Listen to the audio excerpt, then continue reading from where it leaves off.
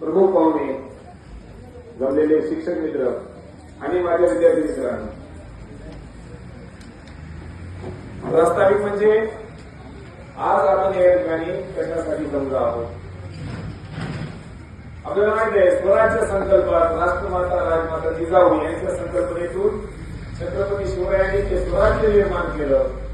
तोच वारसा नंतर भगतसिंग, सुखदेव, राजगुरू, नेताजी सुभाषचंद्र बोस, लोकमान्य टिळक किंवा महात्मा गांधी असे अनेक ज्ञात अज्ञात क्रांतिकारकांनी या ठिकाणी आपले त्याग बलिदान देऊन या ठिकाणी भारताला 15 ऑगस्ट 1947 रोजी स्वातंत्र्य मिळवले.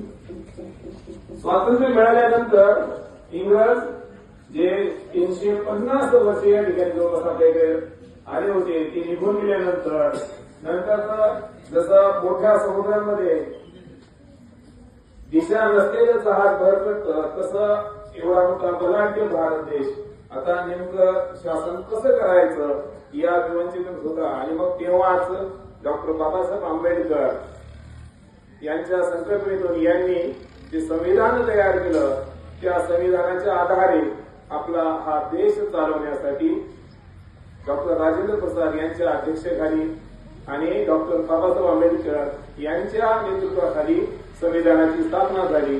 आणि तेव्हापासूनच हा भारत देश हा एक प्रजासत्ताक देश म्हणून त्या ठिकाणी अस्तित्वात आला. आणि तेव्हापासूनच आपल्या भारताचा राज्यकारभार हा संविधानानुसार सुरू झाला.